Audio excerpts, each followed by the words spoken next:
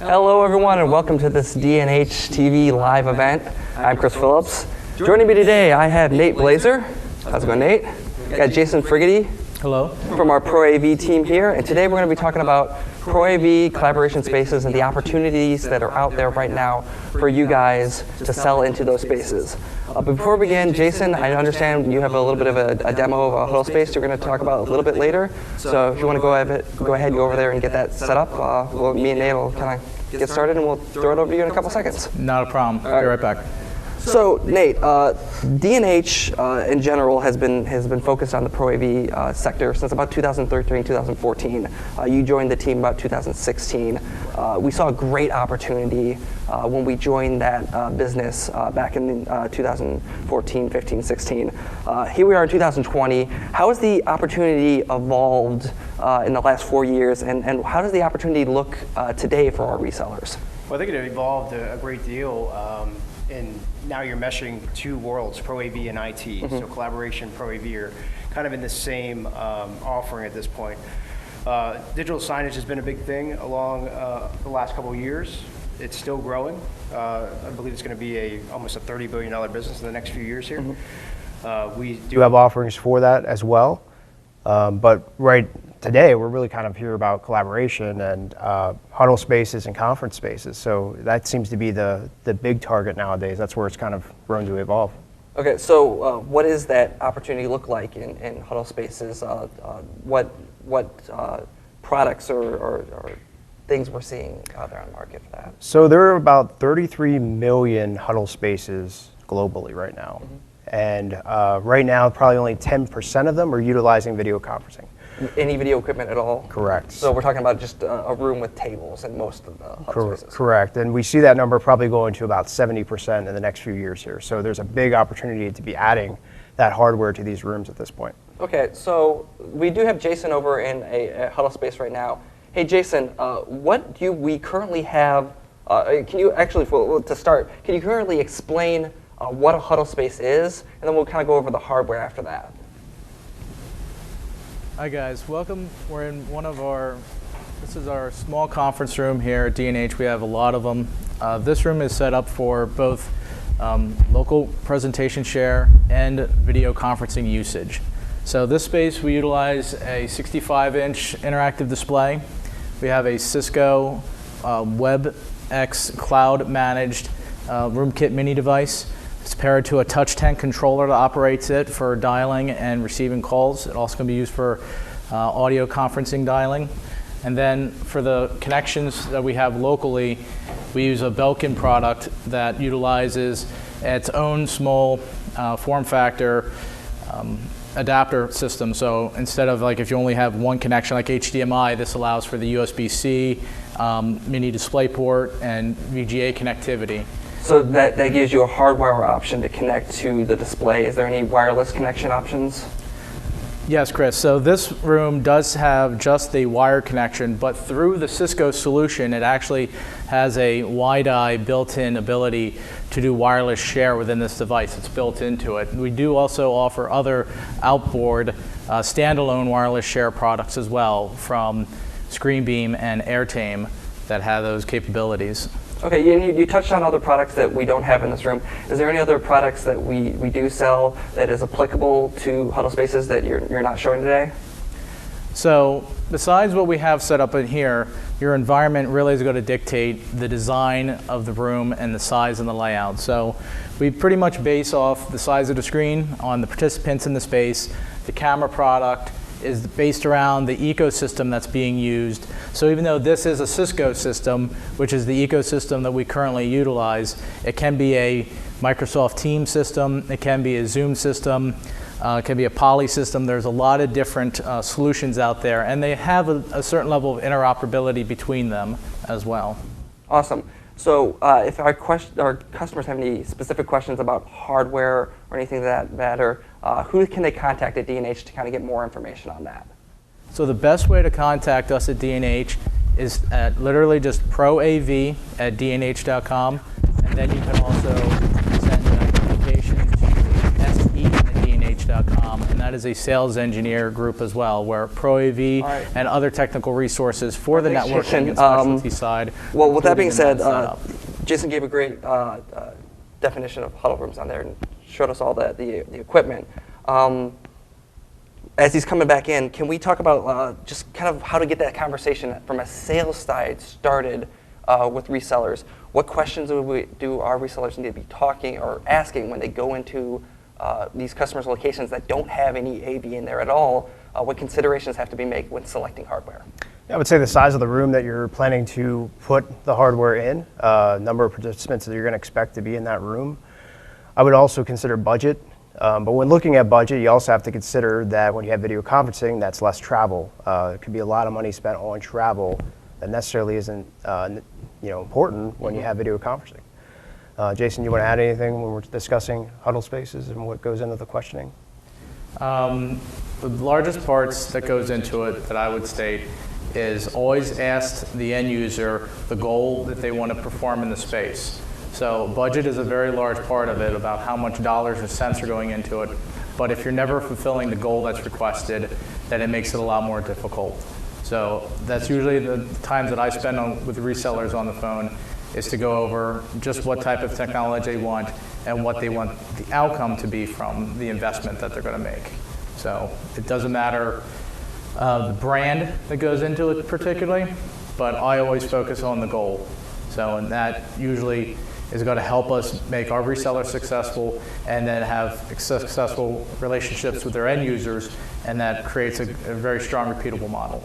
Yeah, questions like, are they looking to do any kind of digital whiteboarding, lead you down the path for an IFP rather than just a standard commercial flat panel display? You talked a little bit about Teams and Zoom when you were over there in our huddle space. Are those licenses something that can be sourced through D&H when also purchasing the hardware portion through D&H as well? So we do offer a few different licenses through Microsoft and Cisco. Zoom and I would say probably about 20 plus others all have their own services. We offer some, we don't offer everyone out there, but what's really good is there is a level of interoperability of room systems, and the user account really breaks down the ecosystem that it's in. So someone that's in a Cisco environment is very strong in it, and we know how to, I guess, communicate with that customer. But then we have ones that come in that are very open and they want an agnostic approach, where they want to have the technology and pieces and parts where they can be able to change up. So if they have an outbound client meeting that is on a certain platform, let's say it's Zoom, but they have a Microsoft platform, having an agnostic approach and using technology. And the ones that we use the most is from a vendor company called Vadeo, and they offer a lot of AV bridge devices that bridge the connection gap between the cameras, the microphones, and the speakers within the space, and bring that agnostically into any computer device over USB. Awesome. We are going to be pushing out some poll questions here momentarily. If you could take a moment to answer those. Again, as always with any of our events, your feedback helps us shape how we can better serve you in the future. I think you hit on a strong point there, because there's vendors like Poly out there. We recently did a webcast with Poly and Microsoft Teams, but that same Poly solution could also work for a Zoom room if you'd like as well. So there are hardware that's out there that is a little bit more vendor agnostic, depending on what platform a customer wants to use. Is there any other vendors that we have that are a little bit more agnostic like that? So a lot of the vendors and a lot of the focus that we have that is not built around what we would call a SIP appliance. That means it's a unit that is a registered product that is registered to the client's network. That is like a Cisco product. Some Polycom products are like that. But then we have what we would call a more agnostic peripheral approach to it. So Logitech is one of the large companies that provides like a rally system or a meetup system with that approach. Poly has a studio device that is similar in that, same with Vadeo, and several other ones. Think of it as you have your computer that is connected to your client's network, and you want the ability to bring in the, you want to dial from any different platform, whether it be Zoom, Microsoft, BlueJeans, whoever, And this is pretty much just you're using like a headset or a USB camera. You're just telling that software what connection you want it to be. And it's also kind of important that if you're using this Huddle space to communicate remotely with either a branch office or people at home, the equipment that they have as well will also impact the experience you have in that Huddle space. If the equipment on the other end is of less value, doesn't have noise cancellation for that matter, you're just going to get garbage coming through. So if you're setting up this solution company-wide in branch locations, it's always important to consider what's on the other side of the camera as well, correct? Yeah, you can never have complete control over every conference solution or bridge setup that you create. There are services, like we sell a WebEx cloud platform that allows, let's say, your administrative group, let's say us at D&H has over 400 people that have a WebEx account, and then we have over 20 appliances, which are those room systems. So all of them are interoperable to communicate and make calls together. But it's no different as if it was a Microsoft platform or Zoom platform. They do have tie-ins with appliance partners, and they have that pretty much personal account management. So it does give us a lot of control over who's using it and also the quality and devices that are connected to it. Awesome. I do want to note one thing real quick. Getting a couple of responses from some people that were having some audio issues. I do know that there are producers are behind the scenes working on that right now. If you're experiencing that, we do apologize. Well, it's going to get better as we go along here. Also, if you have any questions for Nate or Jason about ProAV, collaboration, we're going to be talking for probably about the next 10-15 minutes. There is a question box that you can use to ask questions. We encourage it, so please feel free to ask questions if you have them. Bill actually suggested that we do an on-site boot camp to learn a little bit more about ProAV and collaboration, things like that. And that's a great suggestion. We do on-site boot camps on a semi-regular basis now. So that's definitely something that we would consider. And I know Jason would probably be the person that'd be heading that up. So I'm looking at him going, that's going to be on you. But then you get to meet Jason in person, and wouldn't that be great? He'll be signing autographs at 2:30, by the way. I'd like to go back and kind of touch a little bit on what Jason was saying about the goal of the end user, because a lot of times people do these conference spaces and they don't meet the goals. So there's a lot of conference spaces out there right now that an end user is not satisfied with. They do need to upgrade. They do need to, kind of go a different route. So definitely look for that. If you go into one of your customers and they're struggling to try to cast to the screen, that's a perfect opportunity to kind of have that discussion. I can say, without being too embarrassed to say it, before we moved locations, D&H was guilty of that in some of our conference rooms as well. You'd go in and not having a cohesive way to connect to the display or the projector in every room you go to was frustrating for our co-owners. Fast forward to today, and through a lot of the things that Jason set up when we moved into this building, every conference room and Huddle space usually has the same connectivity no matter where you go in the building, so you know what to expect as soon as you get in there. And that kind of experience is invaluable when you're an end user. So if a reseller can provide that kind of experience, it makes them just a very useful resource for that end user. Yeah, and video conferencing isn't just used in your collaborative spaces. It's also being used in schools for learning. It's also being used in house of worship for broadcasting. So there's so many things that these products can go into, and so many opportunities out there. To be honest, we all have kids in school. I was in my child's school yesterday, and they were talking about trying to quickly implement tele school in case there's environmental things that are happening in the world that we all know about. In case those things happen, how do they quickly initiate that stuff? And if they already had a program with that hardware in place, it would make their life a little bit easier. So that might be a place to be able to go in there and go, hey, maybe not now because the hardware getting it now would be quickly, but in the future if you have a contingency for this, if everyone has to stay home for some reason. Snow day would be a personal example too. Taking away children's snow days. I'm like the reverse horrible. Santa Claus here. Horrible. There are kids throwing things at their monitors, which I'll ask you, maybe this isn't for kids. This is for this particular conversation. I actually do have experience in the past. One of the integrators I worked at many years ago did have a disabled child working from home that we had a system set up for video conferencing. So for their classrooms, they did have a roll-around video conference solution that was networked through a control box. So it had a bridge that managed those call traffics, and then in that person's house, they actually did have a video conference desktop set up. So and that was many years ago, and the cost of that implementation was a lot more.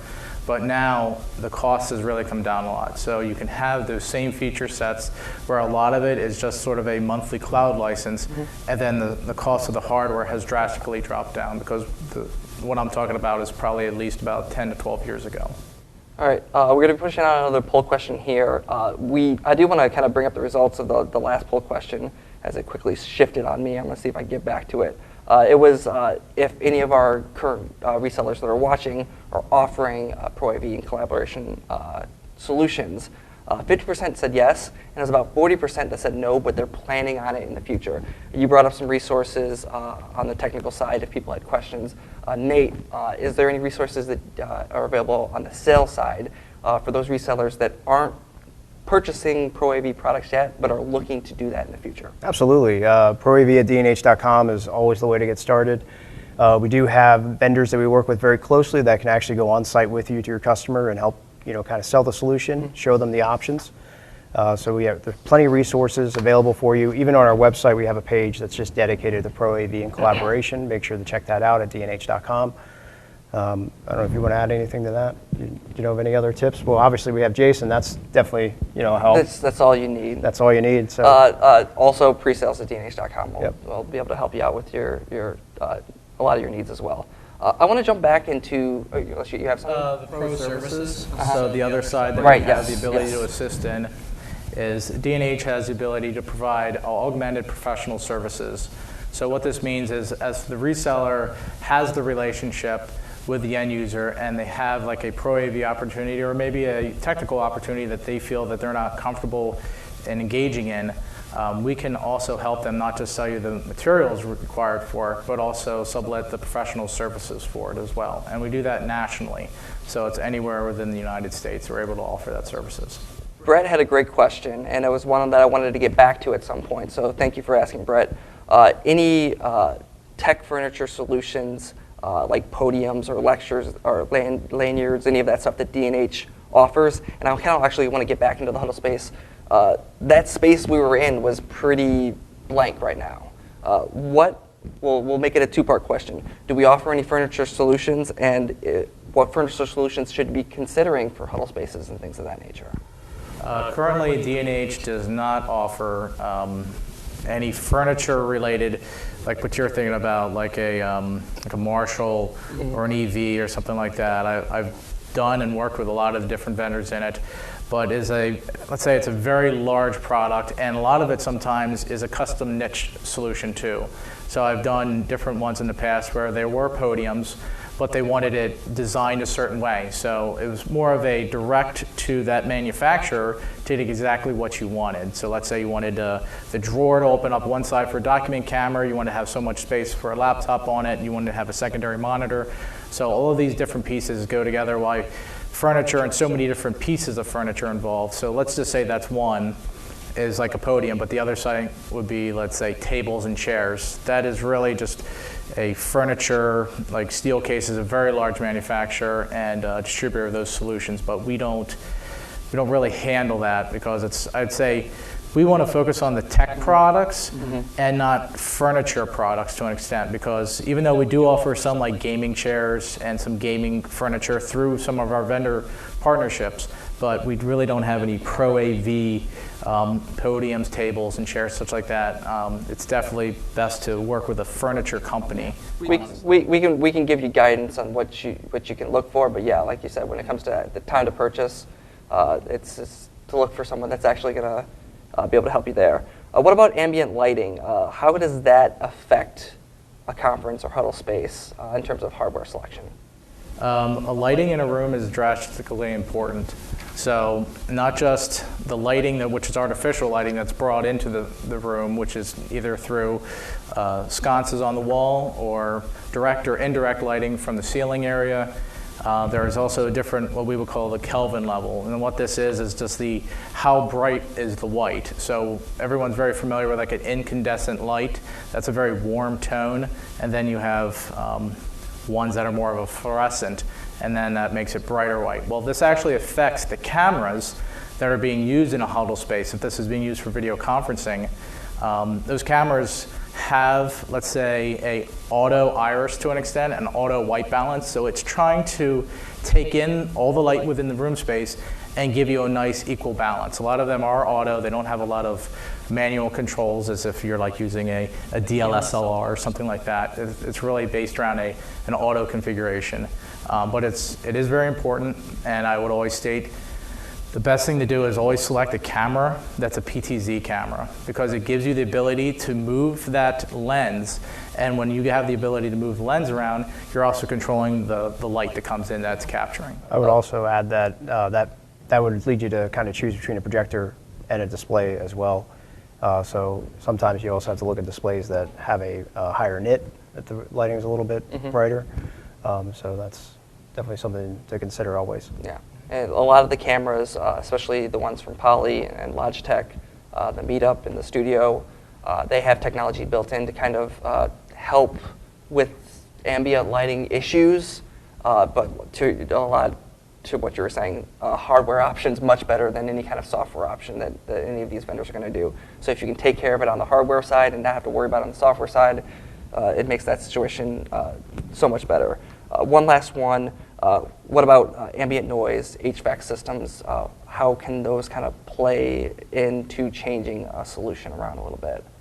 So for audio side, within an environment where you're going to be using it to do conferencing, or doesn't matter if it's video or audio, only conferencing, a lot of the devices made now, and depending on the quality, obviously the cost involved in it, have acoustic echo management and control of the space. And there's a lot of more beamforming array products. So this is not just microphones that are capturing the people in the room that are talking, but microphones that are actually designed just to pick up the ambient levels within the room and then cancel them out to create a more cohesive and lower noise floor.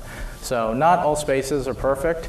I've had ones where the offices are next to a very busy highway, and they wanted to be able to cancel as much out as if, standard traffic comes down a road, but then you have some tractor trailers or dump trucks coming down a road, and it causes literally a difference of ambient level within the room. So the noise floor, when they're on a call, it would go up and then it would go back down, and then it would go up and go back down. There are professional DSP products that we offer from Clear One that give you a lot more of that fine-tuning ability, but a lot of the basic devices that are more of the auto setup, which is going to be the 90+% of your environments, honestly, they're going to be, from where the technology was and where it is today, I would say good enough. But if you want to be able to have a lot more ability to control that audio signal, not just like open microphones within the rooms, but ones that are on a person, pendants hanging from the ceiling, different Omni microphones on the table, it gives you the ability to have a lower noise floor within the room, and then everyone that talks is heard clearer, and they hear them when they first start talking, and they hear them at the end, and it cuts off and gates very well. All right. Getting away from the hardware side of the discussion, because as engineers, we can always work in this world where the budget's unlimited. But in the real world, the budget's rarely unlimited. So Nate, getting into that budgetary discussion, when's the best time to talk about the budget, and how does that budget factor into the actual solution itself? I would say you want to definitely talk about the budget up front, just to make sure that it's reasonable for what they're asking for.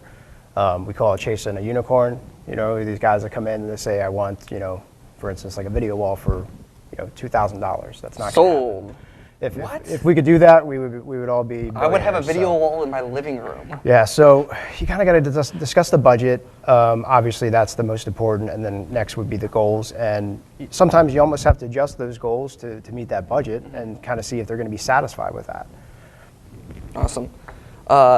We also have on our X as a Service collaboration bundles. Those exist in our cloud platform, cloud market space. So if you're looking for any of kind of that software collaboration bundles, reach out to our cloud team. They've got more information on that as well. Before we start wrapping up, I do have one more question. Actually, I'll get back to this question in a second. What other resources that we haven't talked about from the professional services templates are out there that our customers can utilize from D&H?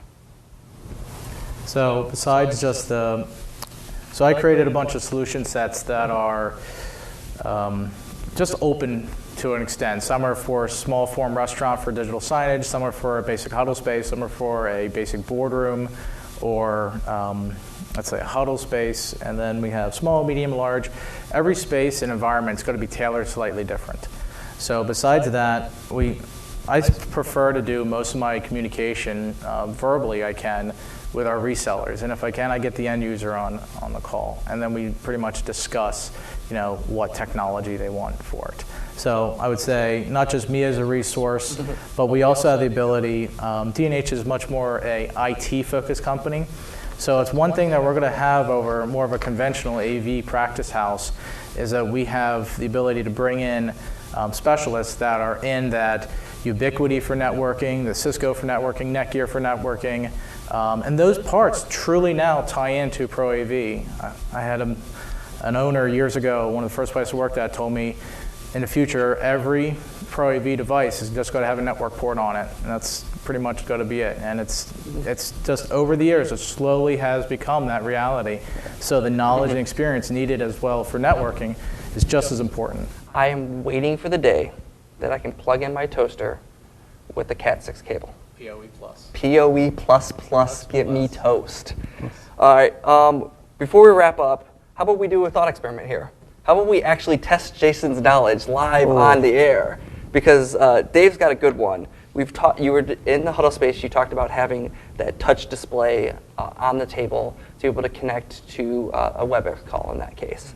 He's looking for a solution that would allow him to have that touch interface, but allow it to be able to connect to meetings agnostically across Teams, Zoom, WebEx, pretty much any vendor.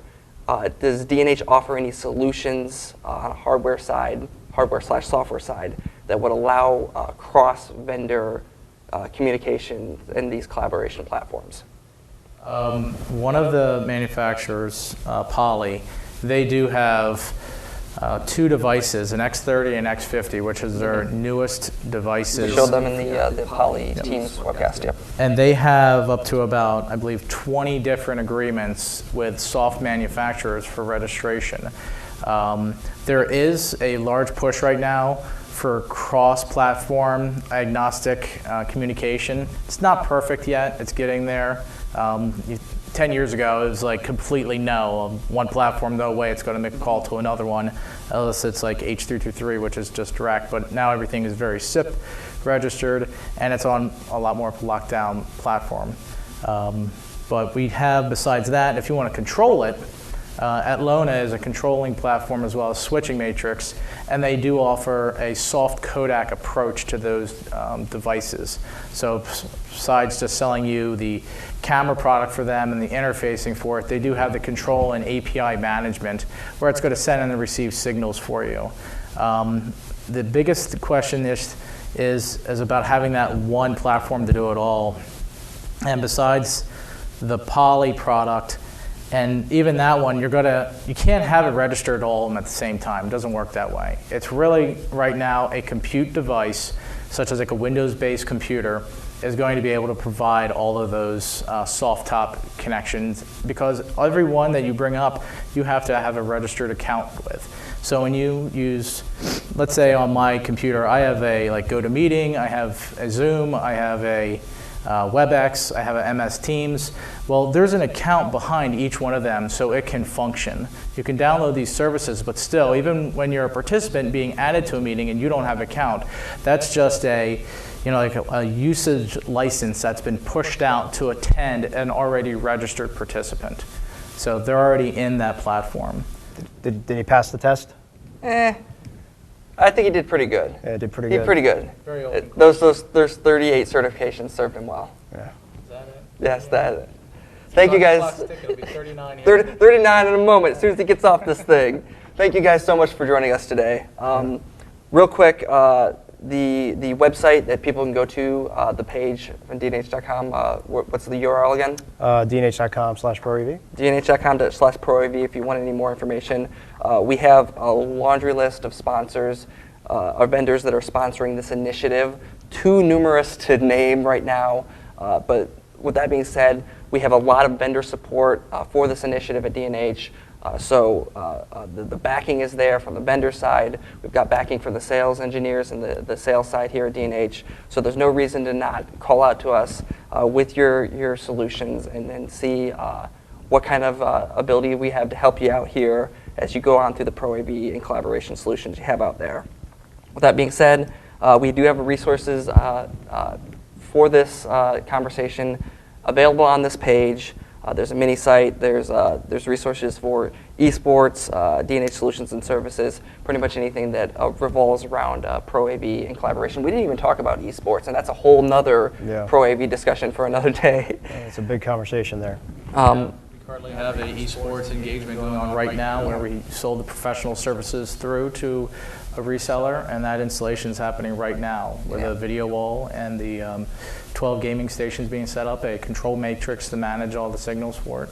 Yeah. We have related webcasts to this, the Poly Teams, the one that we talked about, coming up on March 12th. We have an Airtame 2 webcast. I'm hosting that one. You're going to be joining me during the Q&A. We'll be talking about Airtame 2, their cloud platform, and general connectivity in huddle spaces and conference rooms, and as well as managing all those devices remotely. So if you're interested in that, it is March 12th at 2 p.m.